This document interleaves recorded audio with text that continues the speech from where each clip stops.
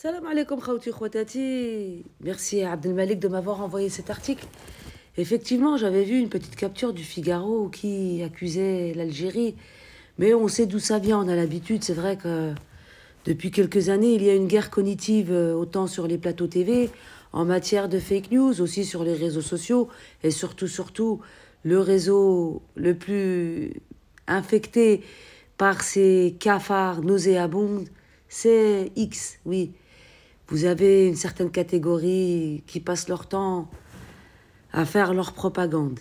Et puis, je vais vous lire cet article. Écoutez bien, on y va. France-Algérie, une fausse citation de Jean-Noël Barrot circule au sujet du Sahel. 3 jours après le déplacement du ministre français de l'Europe des Affaires étrangères en Algérie pour désamorcer la crise entre les deux pays, une fausse citation attribuée à Jean-Noël Barrot est apparue sur les réseaux sociaux. L'infox poussé par des comptes pro-AES repose sur une capture d'écran manipulée d'une publication Facebook du quotidien Figaro. On y va. Là voilà, l'Algérie est notre partenaire stratégique pour permettre nos retours au Sahel. Notre sécurité en dépend.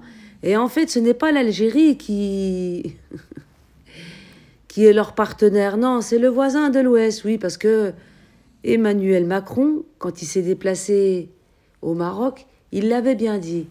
Il avait remercié les Marocains de les avoir aidés pendant la colonisation en Algérie.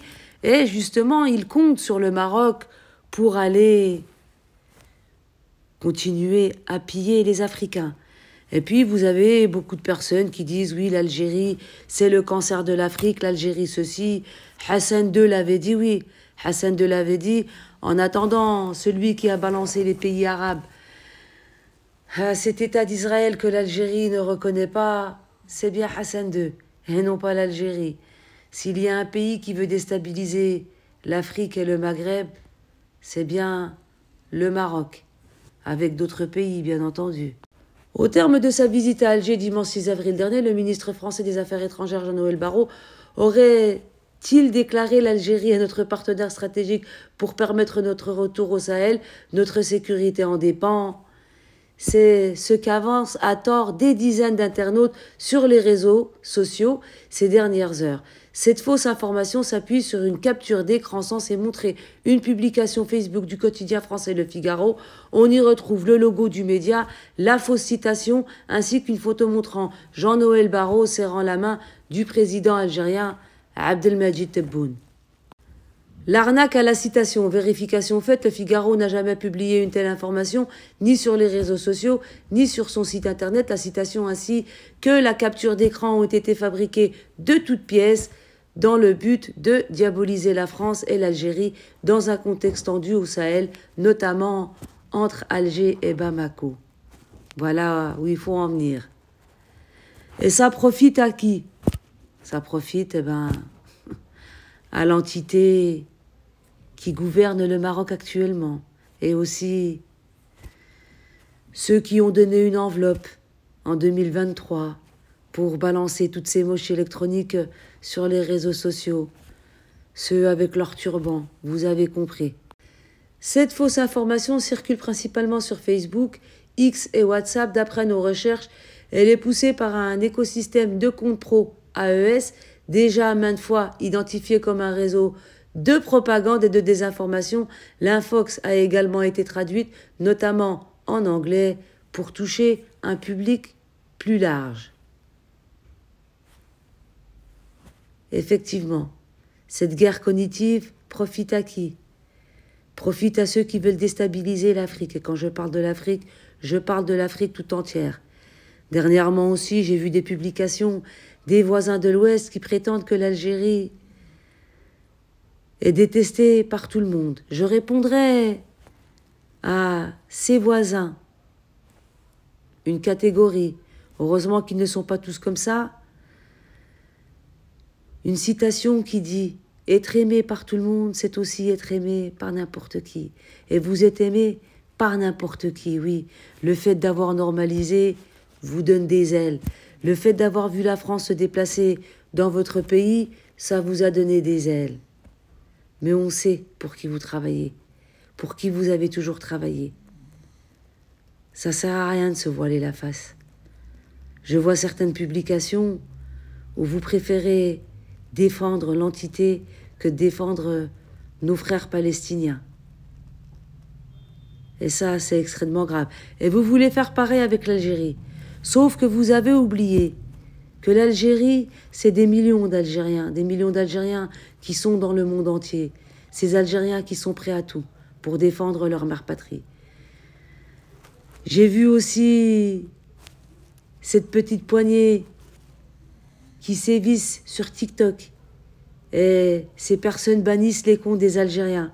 Les Algériens qui débunkent vos fake news. Oui, ça vous plaît pas. Dès qu'un Algérien met une vidéo qui va pas dans votre sens, vous la signalez, vous signalez plusieurs vidéos et vous leur faites supprimer leur compte TikTok. Et puis, cette fausse publication attribuée au Figaro est un énième exemple de manipulation graphique, usurpant l'identité d'un média reconnu. Fin mars, une capture d'écran faussement attribuée à France 24 annonçait à tort le décès du président ivoirien Alassane Ouattara.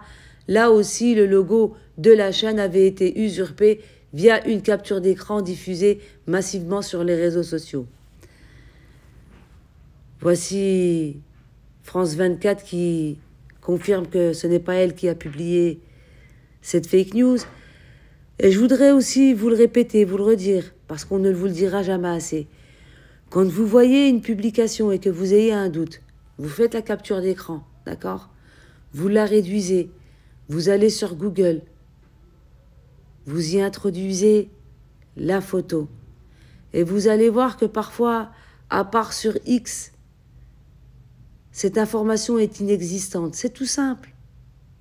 Parce que vous avez des gens qui veulent nuire à l'Algérie, qui s'amusent à balancer des fake news, et vous avez un troupeau de moutons qui aiment bien suivre leur gourou.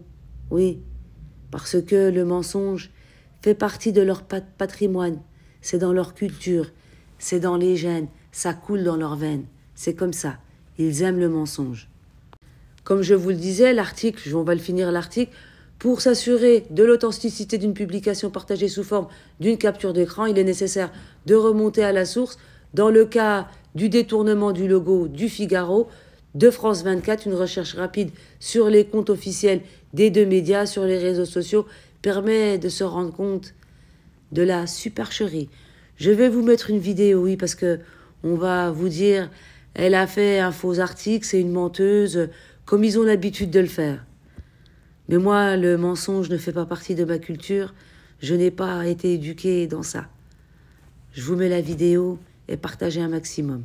Bonjour Juan, merci de nous rejoindre, journaliste à la cellule Info Vérif de RFI. Vous avez travaillé sur ce faux journal attribué à RFI. Pour planter le décor, Grégory, donnez-nous le contexte de cette fausse information. Eh bien, cet audio attribué à tort à RFI, il est apparu sur WhatsApp en début de semaine dernière, aux alentours du 2 avril.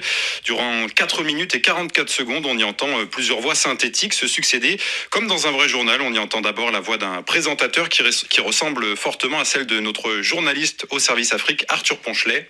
Dans une annonce surprenante, Corneille Nangaa Yobelou, ancien président de la commission électorale S'ensuit nationale... une prétendue déclaration de Corneille Nangaa, le coordinateur de l'Alliance Fleuve Congo dont fait partie le M23. Moi, Corneille Nangaa Yobelou, me tiens devant vous accablé par... Et l'extrait se termine enfin avec une imitation, cette fois de la correspondante de France 24 en RDC, Aurélie Bazara-Kibangula. Bonjour Arthur, ici c'est la stupéfaction, peu de gens s'attendaient à une telle volte-face de... Oui, sauf que ces trois voix ont été générées par l'IA, par l'intelligence artificielle. Oui, cet audio a été entièrement généré par IA. Tous les propos ont été fabriqués de toutes pièces. En réalité, Corneille Nangaa n'a pas présenté ses excuses au peuple congolais, ni annoncé qu'il allait déposer les armes. Ouais, ce n'est donc pas RFI qui est à l'origine de ce contenu.